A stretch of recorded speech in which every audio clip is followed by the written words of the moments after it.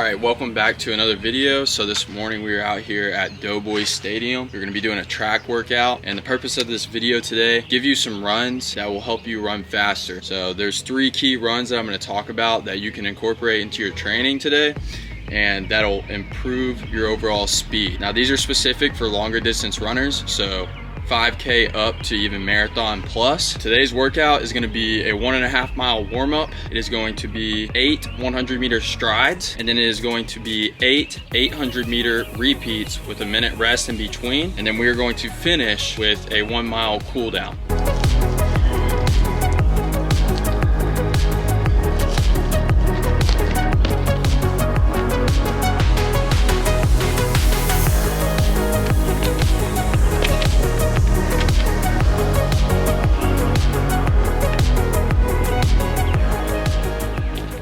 First 1.5 miles easy is around a 7:30, 7:40 pace. About to get into our 100-meter strides. It's preparing you for what you're about to do. So I'm gonna stride 100 meters because I'm about to stride 800 meters for repeats. And the only reason that I'm doing 8 100 meters is because I want to get to half a mile.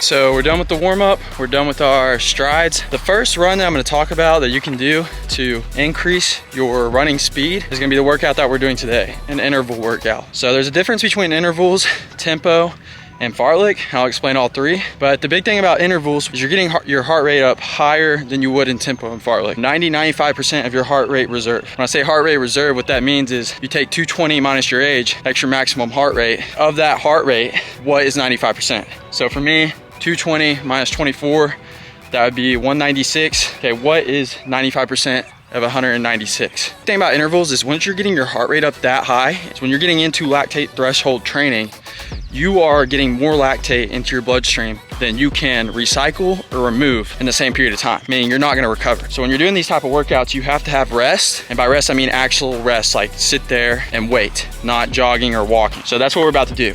It'll be 800 meters, 1 minute rest in between each rep. And this is probably the hardest workouts that you will do. Tempo is pretty hard too. We'll get into that after we get into some 800-meter repeats.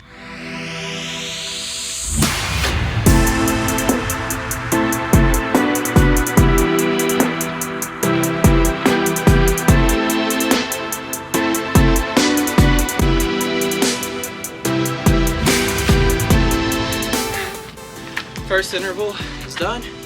Did that one a little bit way too fast. I was in the 5s. Low 5s actually the whole time. So we need to slow it down. It's not meant to be a sprint. This workout is supposed to be faster than your tempo. You're not fully exerting yourself.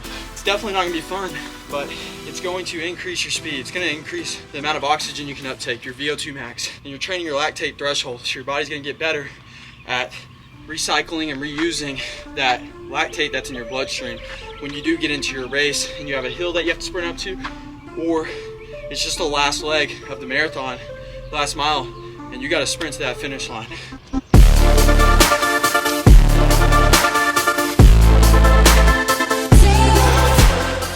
We're halfway done with the 800-meter intervals. Caught myself a little wild berry or mixed berry Go Gel from BPN. Let me see how it tastes. This one's good. It tastes like something I get from Sonic. It's about time to start the rest of the intervals.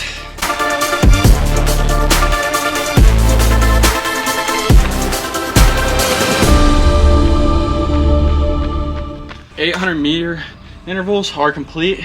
About to go for our 1 mile cool down. The next type of run that you can do to get faster is tempo. Tempo runs are really good, better for longer distance athletes. I'll talk about those when we get back.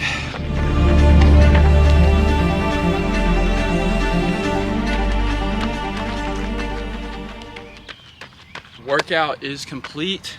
Just got done with the easy 1 mile recovery. So total time of this workout was 1 hour and 1 minute.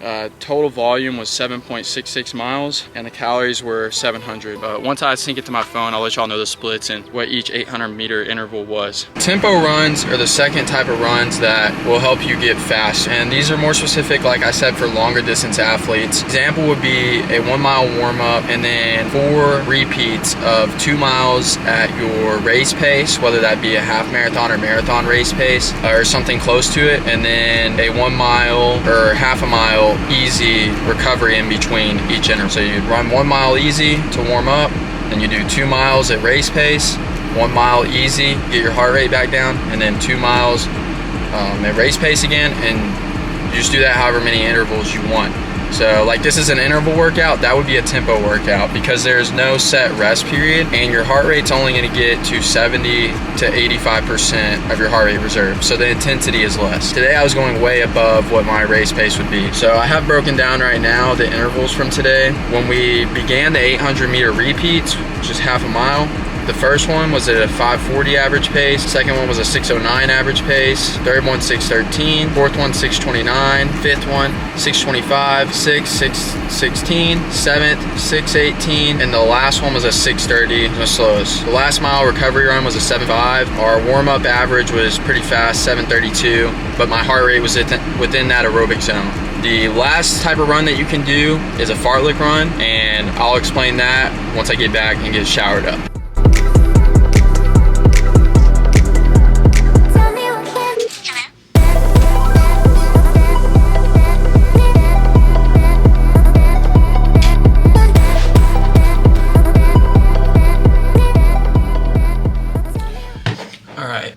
So just got done showering.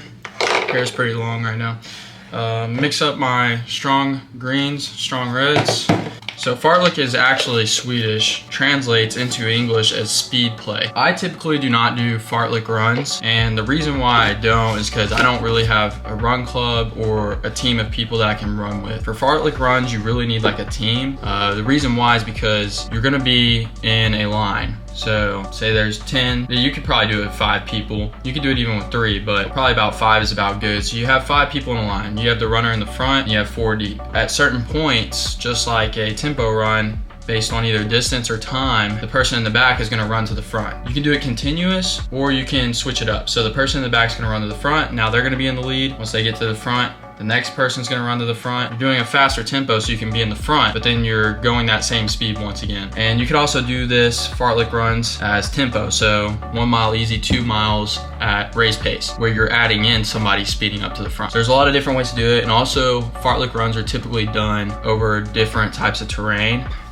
3 types of runs that I would suggest to help you run faster are gonna be like we did this morning, an interval run. Intervals we did this morning was based on distance, 800 meters. You could also do it based on time. 2 minutes of increased speed, a set pace running, usually a pace that's faster than your race pace, and then a minute, 2 minutes, 30 seconds recovery, or you can do distance. So 400 meters, 800 meters. The amount of distance that you decide to run as well kind of depends on what race you're preparing. So you kind of have to do a little thinking in your head. All right, if I'm running a 5K, do I need to be doing 800 meter repeats? Probably not. You probably could do 200 meter, 400 meter. Up to a marathon, you might want to do 1,000 meter repeats. Not as fast, but definitely faster in race pace. So you kind of have to play with it. Next, you have your tempo, which is going to be lower intensity, but still faster than your easy runs. It's going to be close to your race pace. You're going to be easy miles, easy half miles into increased speed, miles, half miles, whatever that distance is. Typically, tempo runs are going to be distance. And then your last one is the fartleks, where you have a group of people. You're going to be changing the pace throughout. It's not really a set. All 3 of these will help you increase your VO2 max. It'll help you increase your speed. Don't neglect recovery. If you do go too hard on some of these workouts, especially like an interval workout like I did this morning, you may be feeling the effects of it for a little while, and you may actually get a little bit slower, think you're slower in the short term, but in the long term, you're going to be a lot faster. These workouts only need to be done like once per week. So either an interval or a tempo workout once per week. You don't need to be doing intervals and tempo workouts throughout the week. You need to focus on those long, easy runs like I talked about in my last video. That's what I do to run faster, mainly intervals, tempos. If you have any questions about these, drop them in the comments below. I know some people had some good questions and some good comments last video. Thank you guys once again. Catch you in the next one.